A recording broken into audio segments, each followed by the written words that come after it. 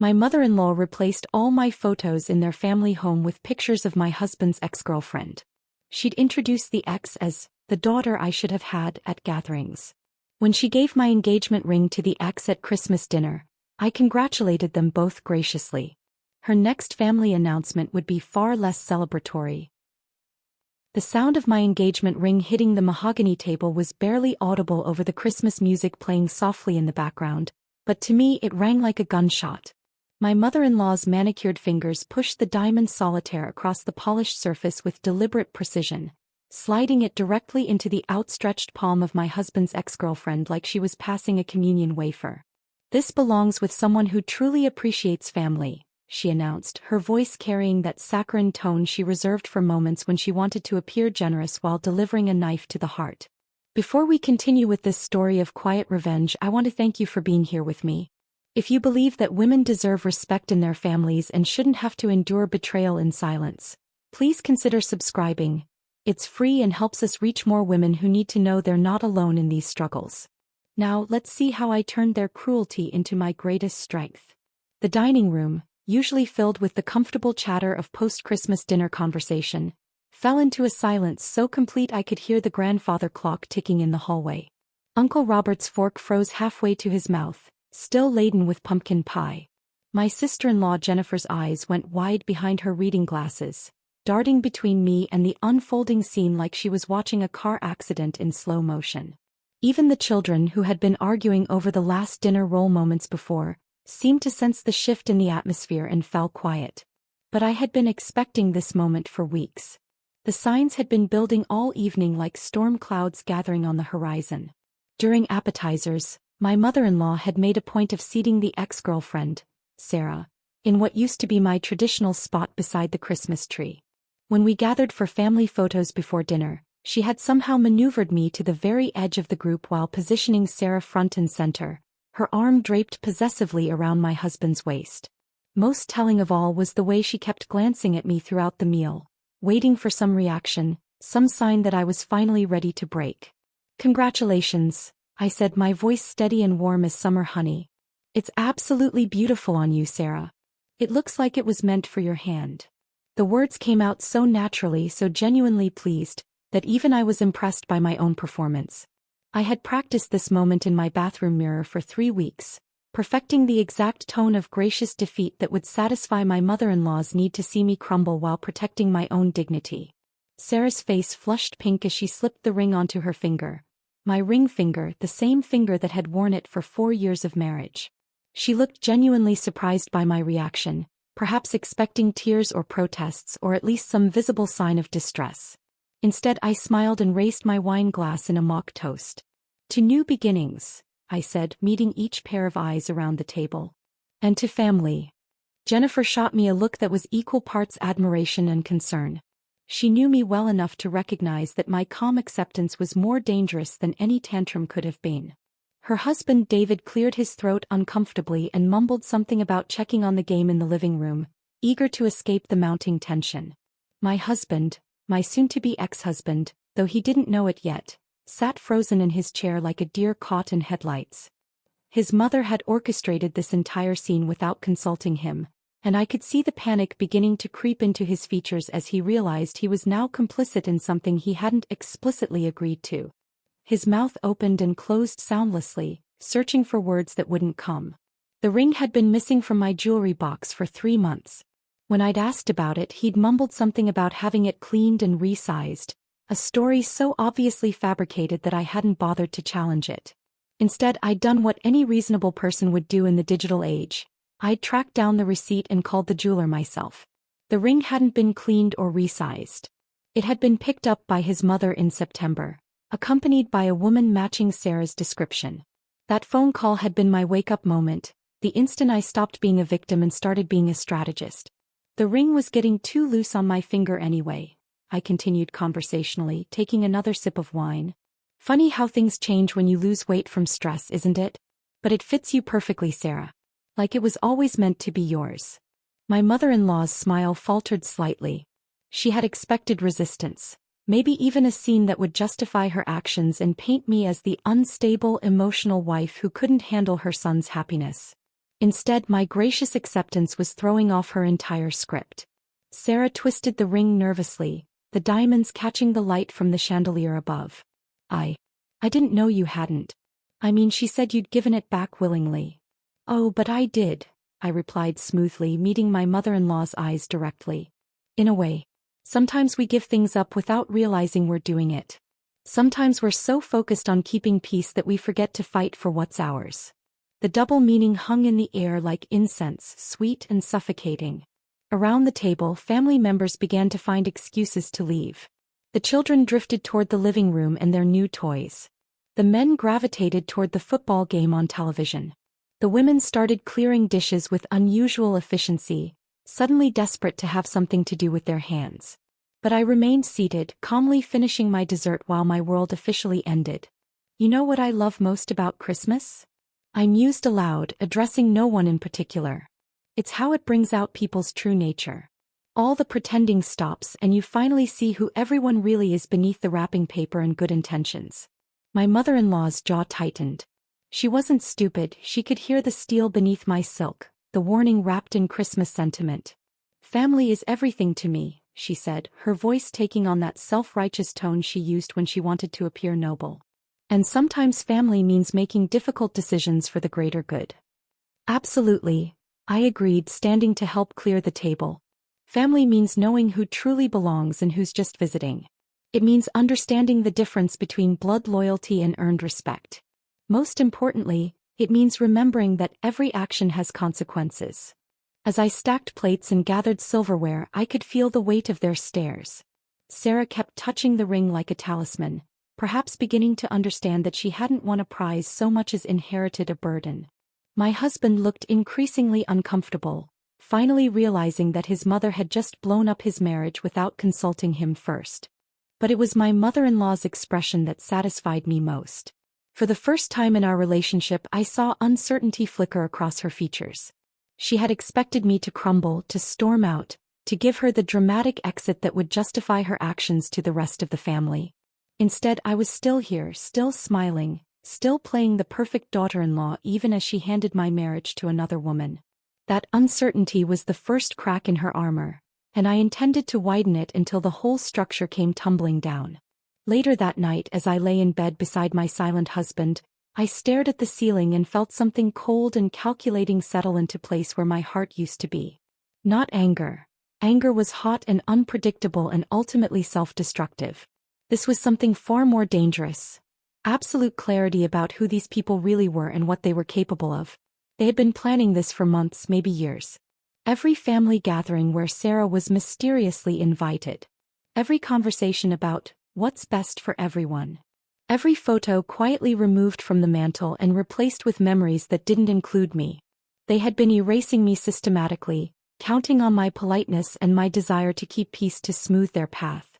But they had made one crucial miscalculation. They assumed that because I didn't fight back, I was weak.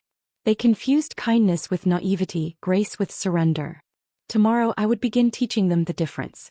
The ring was gone, but that was just the beginning. They wanted to play games with family loyalty and belonging. They wanted to see how far they could push before I broke. I smiled in the darkness, already planning my first move. They had no idea what they had just unleashed. The phone sat in my hands for 30 minutes before I finally dialed her number. 2 weeks had passed since Christmas dinner, enough time for the initial shock to settle into something more useful, strategic thinking. I had spent those 14 days studying Sarah's social media profiles, learning her patterns, understanding what made her tick. Single mother, recently unemployed from a marketing firm, living in a cramped apartment with her 8-year-old daughter. Most importantly, increasingly dependent on my mother-in-law's financial support. Sarah. I let my voice crack slightly, just enough to suggest I'd been crying. It's me. I hope you don't mind me calling directly. The pause on the other end lasted exactly 3 seconds. Oh. Hi. How did you get my number? From the family contact list, I replied, which was true. I've been thinking about Christmas dinner, about what happened. About how surprised you looked when she gave you the ring. Another pause. I could practically hear her mental wheels turning, trying to figure out if this was a trap.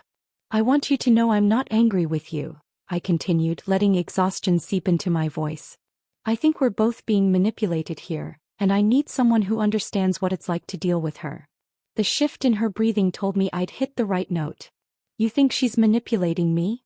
Sarah, you've known her for how long? 6 years. 7. Has she ever, in all that time, done something that didn't somehow benefit her in the end?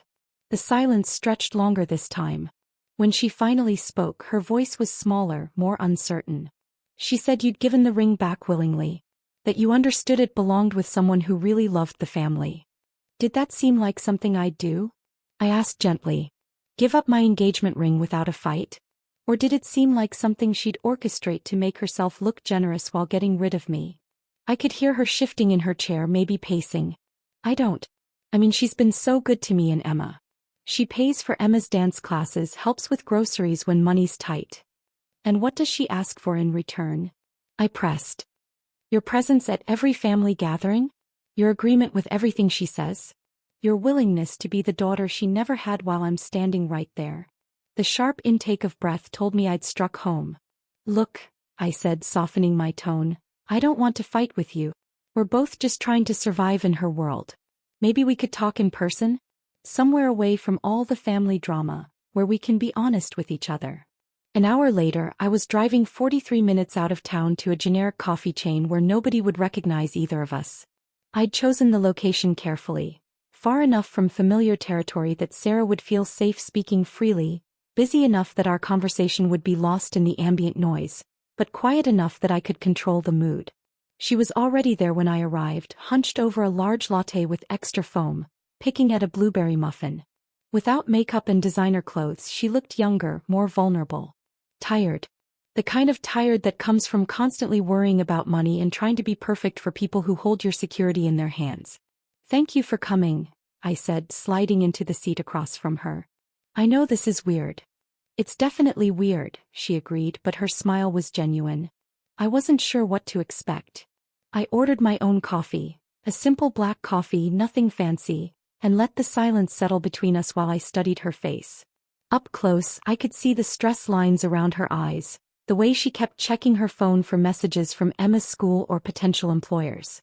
Can I ask you something honestly? I said finally. When she handed you that ring, did you know she hadn't told me it was happening? Sarah's cheeks flushed pink.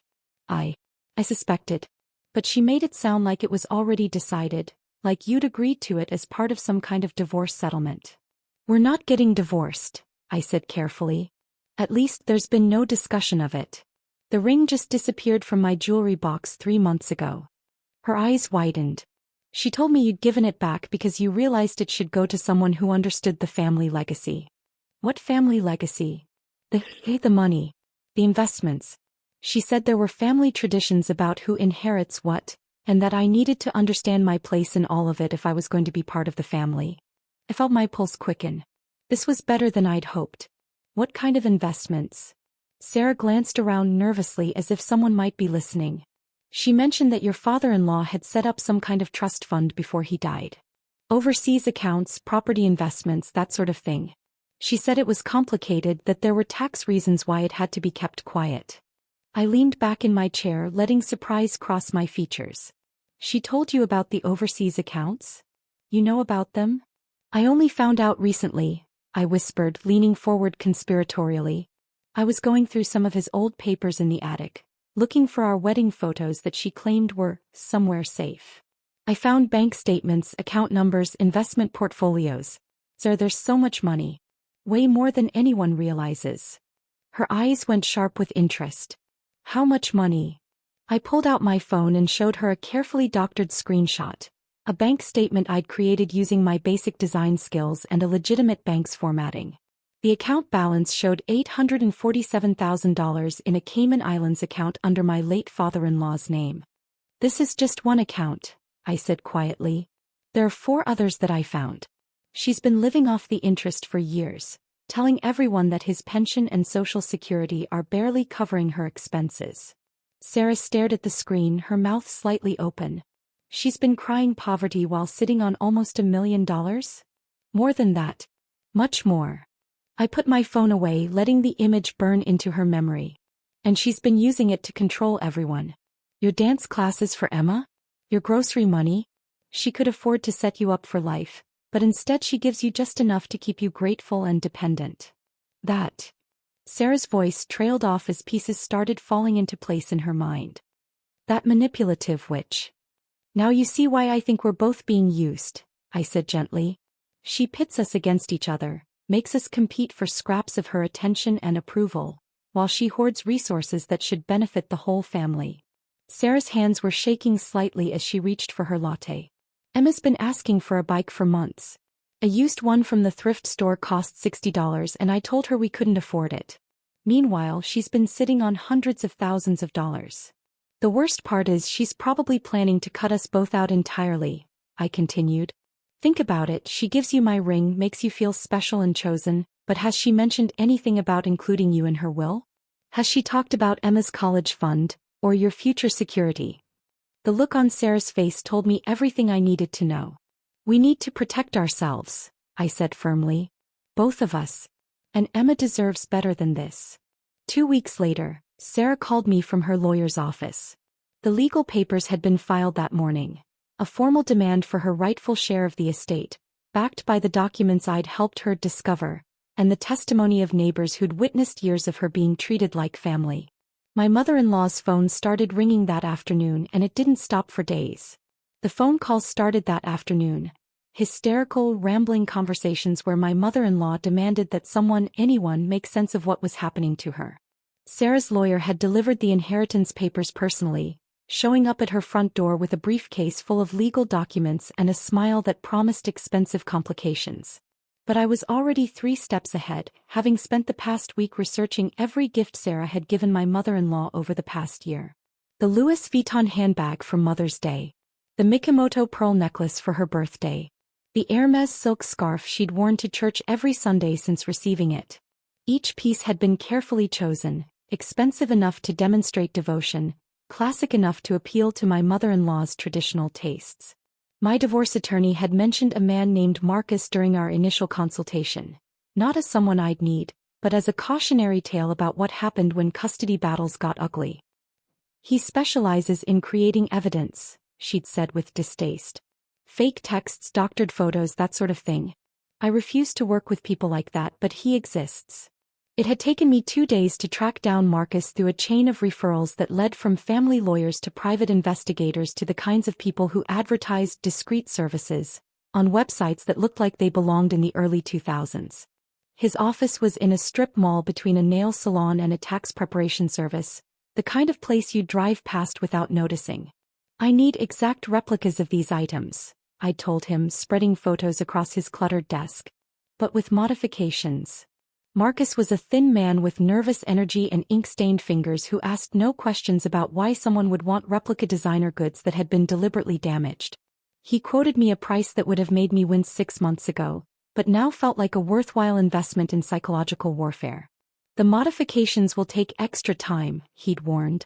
Especially if you want them to look authentic but disturbing.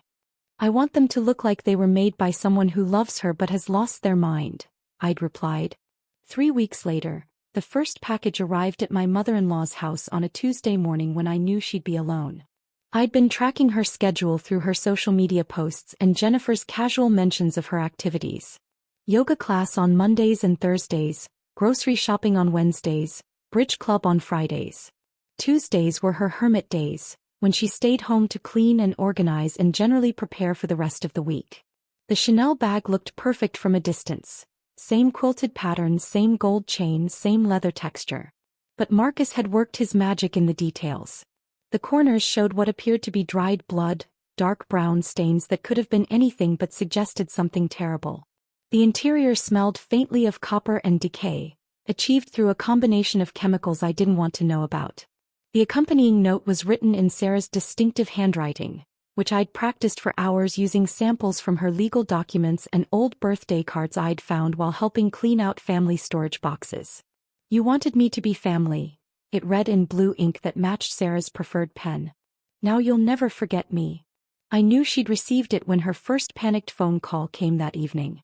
Someone sent me something horrible, she told Jennifer, who immediately called me to relay the conversation. It looks like Sarah's bag, but it's been tampered with. There's something wrong with it. Maybe it's a manufacturing defect? Jennifer had suggested, playing her role perfectly without knowing she was part of my plan. No, this is deliberate. This is someone trying to scare me. The second package arrived the following Tuesday. The pearl necklace, now with several pearls replaced with what looked like human teeth. The dental work was convincing enough to pass casual inspection but disturbing enough to trigger deep unease. The clasp had been altered to leave marks on skin, tiny scratches that would heal but remain memorable. This time my mother-in-law didn't call Jennifer. She called the police. Officer Martinez was patient and professional when he responded to her complaint about threatening packages, but I could see the skepticism in his report when Jennifer showed it to me later. Without evidence of who was sending the packages, and with no explicit threats contained in the notes, there wasn't much the police could do beyond filing a report and suggesting she install security cameras. Has she been having any disputes with family members? Officer Martinez had asked, apparently unaware of the irony. Just the usual family drama, my mother-in-law had replied, probably not mentioning the inheritance lawsuit currently destroying her relationship with her chosen daughter. The third package was my masterpiece. The silk scarf had been rewoven with strands of Sarah's actual hair, collected during my reconnaissance visits to her salon. I'd posed as a potential client, complimenting the stylist's work on Sarah's color treatment while discreetly gathering the hair clippings that ended up in my purse. Marcus had somehow managed to incorporate them into the scarf's pattern so subtly that you had to look closely to notice. But once you saw them, you couldn't unsee them. The note this time was longer, more unhinged. Every thread connects us now. Every breath you take breathes me in. Family forever. My mother-in-law's reaction was everything I'd hoped for and more. Sunday dinner that week was supposed to be a celebration of my nephew's acceptance to college, but it turned into a battlefield when my mother-in-law arrived carrying a plastic bag full of altered gifts and accusations. "Look at what you've been sending me," she screamed at Sarah before anyone had even finished saying grace. "Look at these sick, twisted things." Sarah stared at the items spread across the dining room table, her face cycling through confusion, horror, and genuine fear. "I didn't send these. I don't know what these are. Don't lie to me. It's your handwriting. Your hair. Your sick way of trying to get into my head." The entire family watched in stunned silence as my mother-in-law ranted about psychological warfare and mind games, waving the modified scarf like evidence in a trial. Sarah's protests of innocence only seemed to fuel her conviction that she was being gaslit by someone she trusted.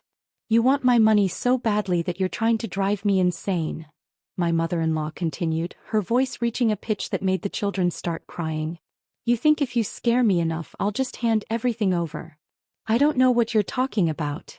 Sarah shot back, tears streaming down her face. "I gave you those gifts because I love you. I would never do something like this."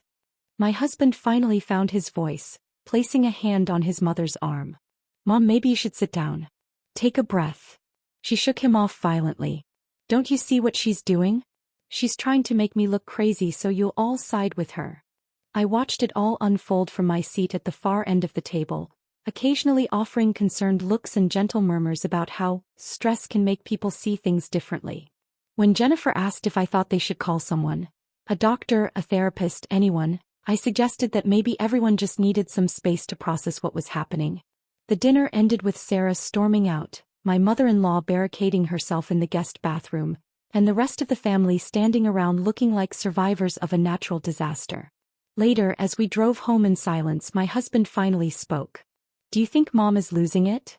I reached over and squeezed his hand sympathetically. "I think she's under a lot of pressure lately. The lawsuit, the family tensions. Maybe she just needs professional help." He nodded slowly, probably already planning conversations with his siblings about intervention and elder care. I smiled in the darkness, knowing that the foundation of their relationship was cracked beyond repair. The conversations about my mother-in-law's mental health started that Monday morning, whispered phone calls between siblings who were finally admitting what they'd all been thinking. Jennifer called me first, her voice heavy with exhaustion and concern. "David thinks we should look into assisted living facilities," she said without preamble. "Not immediately, but maybe start researching options. Last night it was really bad." I made appropriate sounds of sympathy while mentally calculating my next move. The family was fracturing exactly as I'd planned, but I needed one final push to ensure my mother-in-law's complete isolation. Something decisive that would eliminate any possibility of her recovering her standing in their eyes. What kind of timeline are you thinking? I asked, injecting just the right amount of reluctant practicality into my voice. I don't know. She won't talk to any of us. She's convinced we're all conspiring against her with Sarah, which is insane because Sarah hasn't spoken to any of us since Sunday. Perfect. The paranoia was spreading faster than I'd anticipated. That afternoon, I sat in my car outside Marcus's office for 20 minutes before finally going inside. What I was about to do crossed a line I'd never imagined approaching, but my mother-in-law had forced this escalation when she chose to humiliate me publicly at Christmas dinner. I need something that looks like a debt collection notice, I told him, sliding a manila folder across his desk. Official letterhead, legal language, the works. Marcus examined my rough draft. A document claiming Sarah had loaned my mother-in-law $180,000 over the past 2 years, with interest and penalties bringing the total to nearly $200,000. The language was deliberately vague about the nature of the loans, suggesting everything from gambling debts to secret business investments. This is getting into fraud territory, Marcus warned, his fingers drumming nervously on his desk. Fake debt collection notices can trigger federal investigations. It's not fraud if it never gets filed with any official agency, I replied calmly. It's just a piece of paper designed to scare someone who's already paranoid. He quoted me a price that was triple his usual fee, clearly hoping I'd back down. Instead, I counted out cash from my emergency fund, money I'd been secretly saving for exactly this kind of situation. The document he produced 3 days later was a masterpiece of intimidation. Official-looking letterhead for Midwest Recovery Solutions, complete with case numbers and legal references that would check out if anyone bothered to verify them. The language was threatening without being overtly illegal, demanding immediate payment and threatening further collection actions if the debt wasn't resolved within 10 days. But the document was only half the plan. The other half required a different kind of contact, one that Marcus was reluctant to provide even after I'd paid him. These guys don't work for people like you, he said, scribbling a phone number on the back of a business card. They usually deal with actual debt collection, repo work, that kind of thing. They're not actors. I just need them to knock on a door and hand over some paperwork, I said. Nothing violent, nothing illegal. Just intimidation. The man who answered when I called had a voice like gravel in a cement mixer. He listened to my request without interruption, quoted me a price that made Marcus's fees look reasonable, and agreed to visit my mother-in-law's house the following Tuesday. We knock, we deliver the papers, we leave, he said. If she doesn't answer, we tape it to the door and go. That's it. That's all I need, I assured him, though some part of me wondered if I was making a terrible mistake.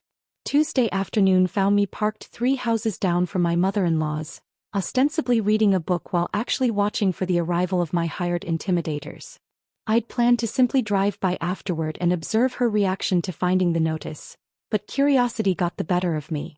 The 2 men who showed up looked exactly like what central casting would order for threatening debt collectors. One tall and thin, one broad and stocky, both wearing dark suits that had seen better days.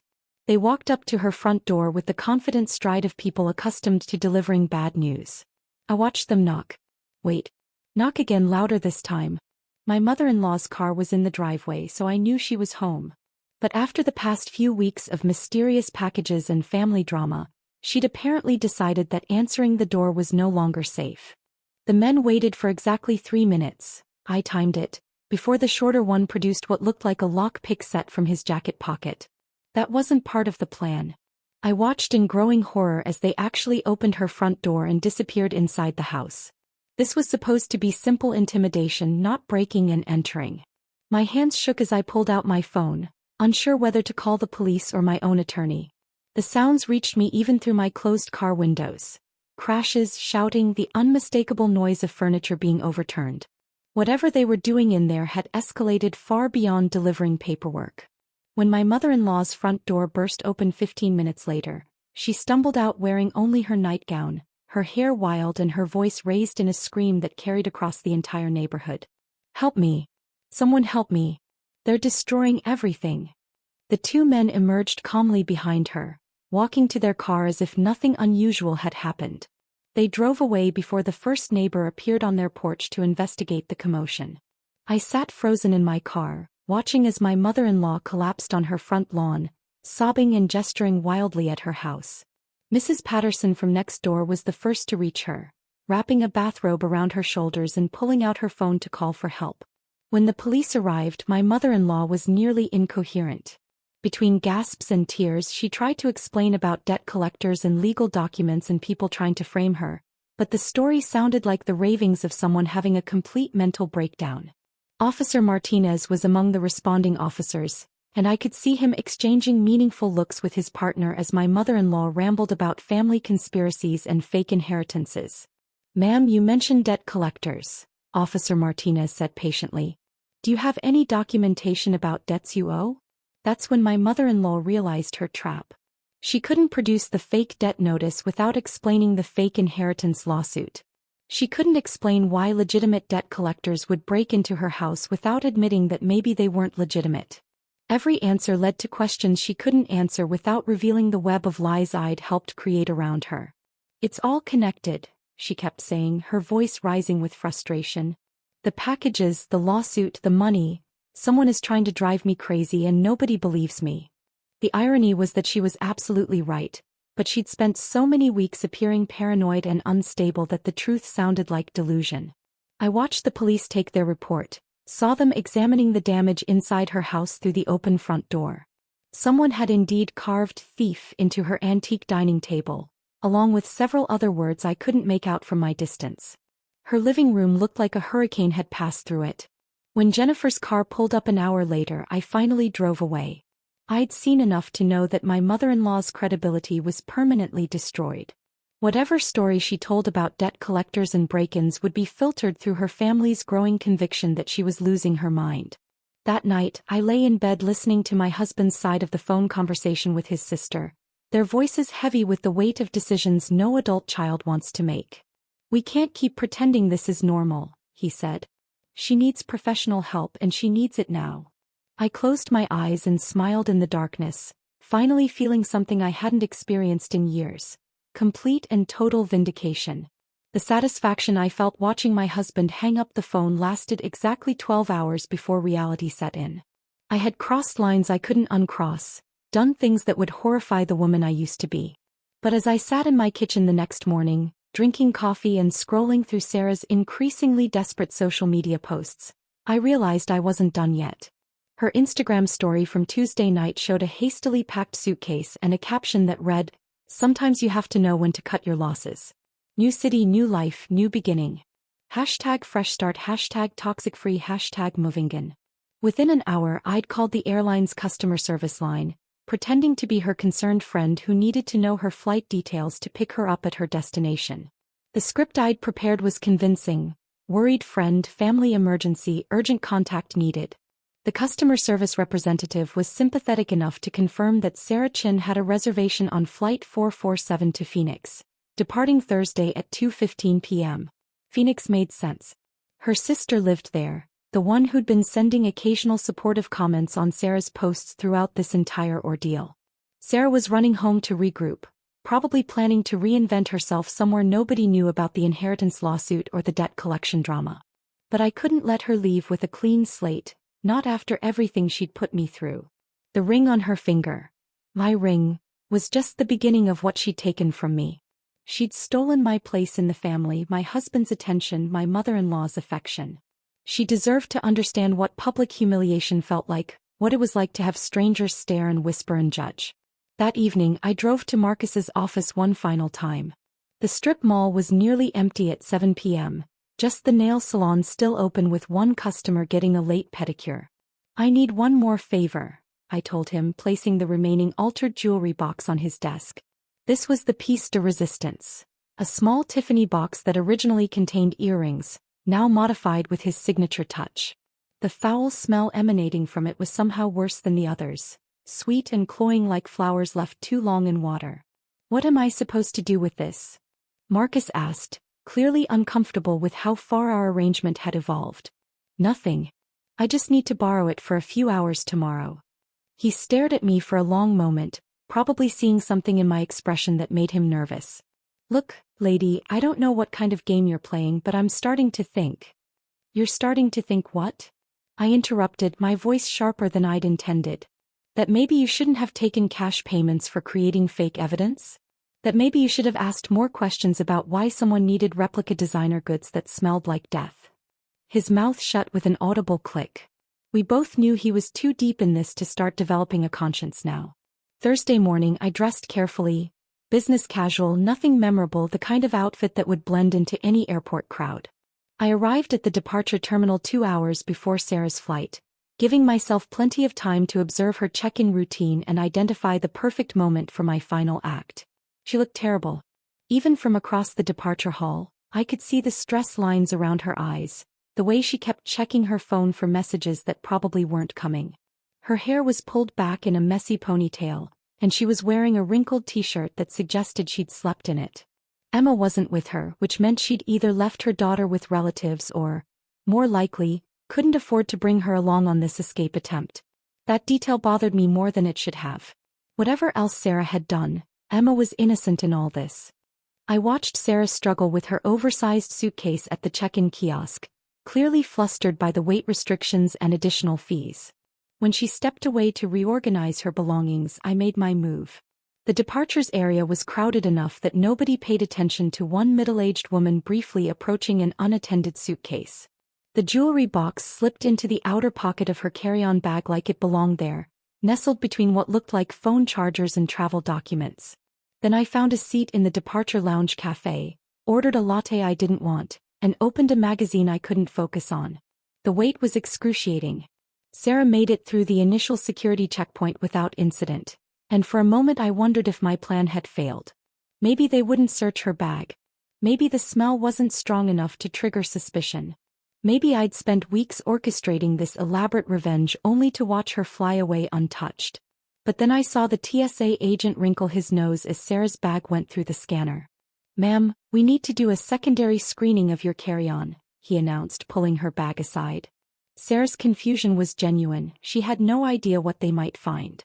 I watched her face cycle through puzzlement, then concern, then dawning horror as the agent opened the outer pocket and the smell hit him full force. "What is this?" he demanded, holding the jewelry box at arm's length. I don't know," Sarah stammered. "I've never seen that before in my life." The lie was technically true, but it sounded exactly like what someone would say if they'd been caught smuggling something illegal. Within minutes, additional security personnel had arrived, and Sarah was being escorted to a private screening room. I couldn't hear the conversation from my position in the cafe, but I could see Sarah's increasingly frantic gestures through the glass partition. She was trying to explain something, probably the inheritance lawsuit, the debt collection incident, the recent family drama. But the more she talked, the more suspicious she appeared. Airport security doesn't care about family feuds or civil lawsuits. They care about potential threats to aviation security, and a woman traveling with mysteriously altered items that reeked of decay fit their profile of someone worth investigating thoroughly. When they missed her boarding call by 40 minutes, I knew my plan had succeeded. The questioning lasted for hours. I ordered another coffee, bought a newspaper, and settled in to watch the aftermath unfold. Sarah's social media updates began around hour 3. Increasingly desperate posts about being detained for no reason, and framed by people who want to destroy my life. Her friends' responses were initially supportive, but as the details of her situation became clearer, the tone shifted. Questions about why someone would be carrying suspicious items at an airport. Speculation about what kind of family drama could escalate to this level. Gradual distancing from someone whose problems were clearly more complicated than a simple custody dispute or inheritance disagreement. By the time security finally released her 12 hours later, Sarah's reputation was as damaged as my mother-in-law's. Her missed flight had cost her money she couldn't afford to lose. Her social media presence was flooded with questions she couldn't answer without sounding paranoid or delusional. Most importantly, she now understood exactly what I'd felt sitting at that Christmas dinner table. The humiliation of being powerless while people around you made decisions about your life. The frustration of knowing the truth but being unable to make anyone believe it. As I finally left the airport that evening, I felt something I hadn't experienced since childhood. Perfect, complete justice.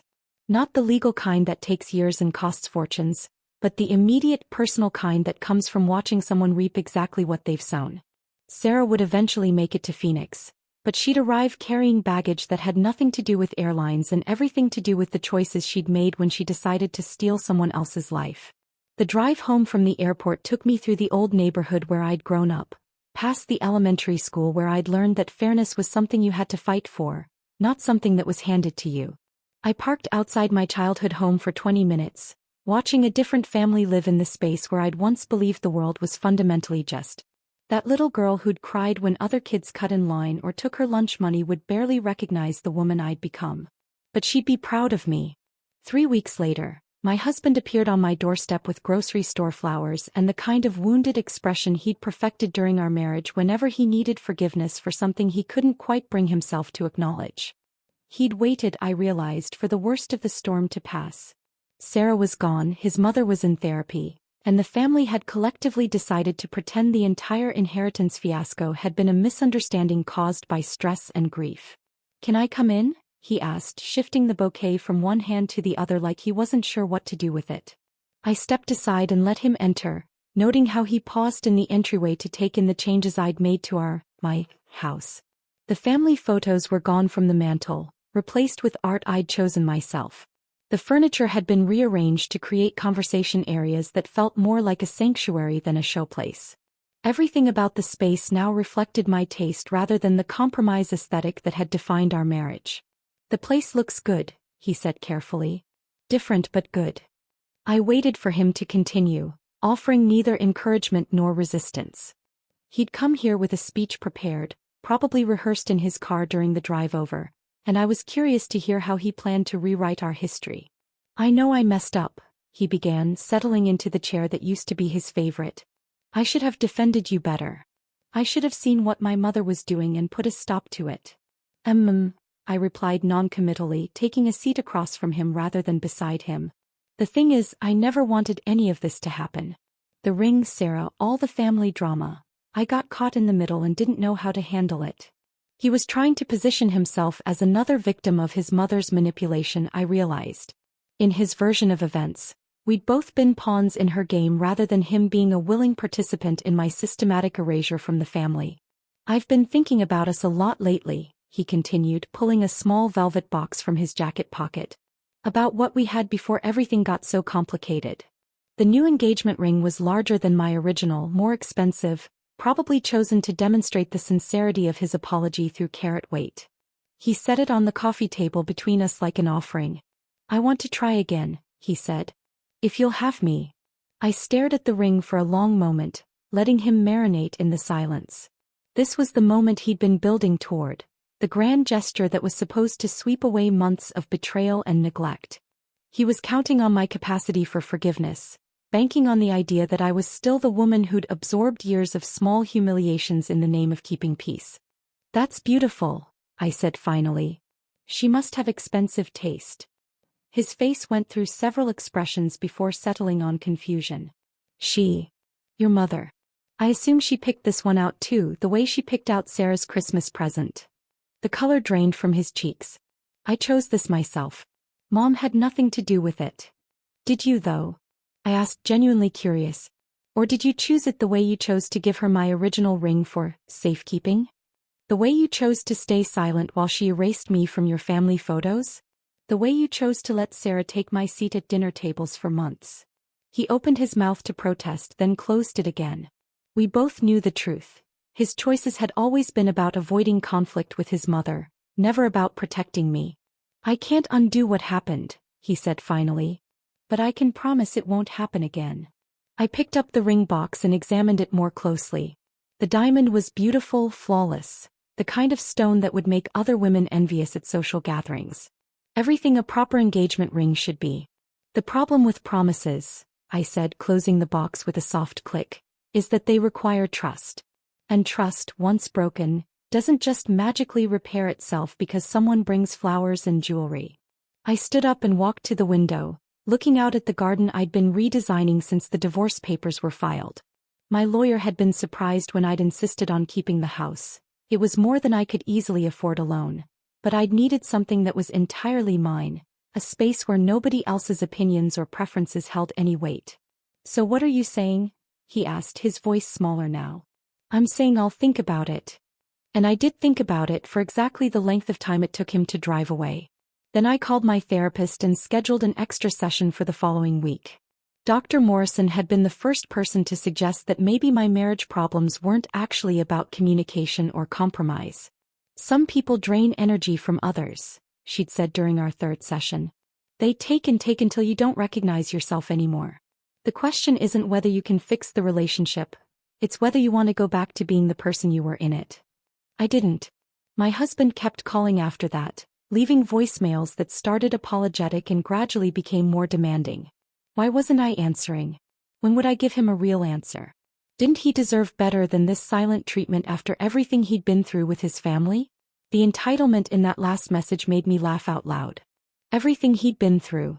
As if he'd been the victim of his mother's schemes rather than their beneficiary.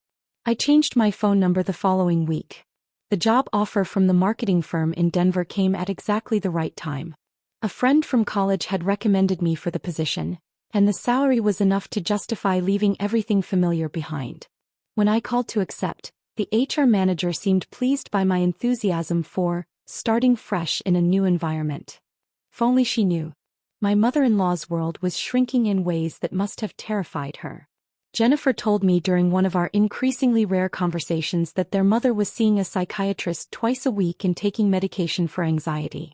The inheritance lawsuit had cost her nearly $40,000 in legal fees, money she couldn't afford to lose on her fixed income. She keeps talking about being framed, Jennifer said wearily.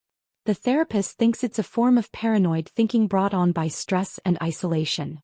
That must be difficult for all of you, I replied, injecting just the right amount of sympathy into my voice. The worst part is we can't have normal family gatherings anymore. She gets suspicious if too many people are there, like we're plotting against her. Last Sunday she accused David of recording her conversation with his phone. The family I'd once desperately wanted to belong to was fragmenting exactly as I'd planned, each member retreating into their own protective shells rather than dealing with the toxic dynamics that had always existed beneath the surface of their holiday smiles. Are you still planning to come to Christmas dinner? Jennifer asked hesitantly. I paused, considering. The invitation wasn't extended out of love or genuine desire for my company. It was guilt and social obligation, the same forces that had kept me trapped in their orbit for years. But now I had a choice. I'll try to make it, I said, already knowing I'd cancel at the last minute. Though I might have to work that weekend. The lie came so easily now, smooth as silk and twice as comfortable. That evening, I tried on my original engagement ring for the first time since it had been returned through Sarah's legal proceedings. It fit perfectly the way it always had, but it felt different on my finger. Heavier. Not with sentiment but with the weight of everything I'd learned about myself in the process of getting it back. I wasn't the same woman who'd worn it innocently for 4 years, believing that love and goodness would eventually triumph over selfishness and manipulation. I was someone harder now, more calculating, less willing to absorb other people's cruelty in the name of keeping peace. Some people might call that damaged. I called it educated. Christmas morning in Denver was different. Snow fell in fat, lazy flakes outside my new apartment window, and for the first time in years, I woke up without checking my phone for family drama or obligatory holiday messages. The silence was perfect. Jennifer had called 3 times the night before, each voicemail more desperate than the last. Please come. She keeps asking if you're coming. I think she needs to see you. My mother-in-law was dying. Not dramatically, not from anything I'd caused, but quietly succumbing to the stress-related heart condition that had worsened since her world collapsed. The doctor said she had weeks, maybe a month. I booked a flight that afternoon. The family gathered at Jennifer's house looked like survivors of a natural disaster. My husband sat alone in a corner, the rejected engagement ring probably still sitting in his sock drawer. David avoided eye contact, embarrassed by his mother's public breakdown months earlier. The grandchildren played quietly, sensing the adults' discomfort. And there she was, my mother-in-law, shrunken in a wheelchair by the window. The woman who'd once commanded every room she entered now looked frail and uncertain, her eyes darting nervously whenever someone approached. She saw me before anyone else did. You came, she whispered, her voice barely audible.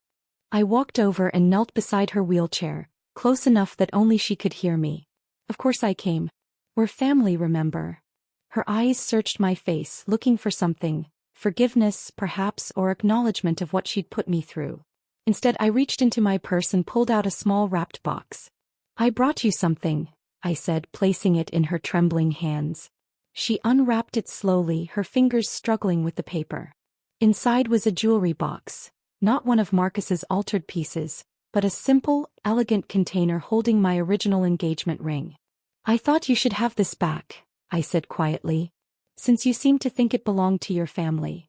She stared at the ring, her breath coming in short gasps. "I don't understand." "Yes, you do." I leaned closer, my voice barely a whisper. "You taught me something important about family loyalty. About how people show their true nature when they think no one is watching. About how power works in families like yours." Her eyes widened as understanding dawned. Not the paranoid delusions she'd been grappling with for months, but crystal-clear comprehension of exactly who had orchestrated her downfall. "It was you," she breathed. "Merry Christmas," I replied, standing up and smoothing my dress.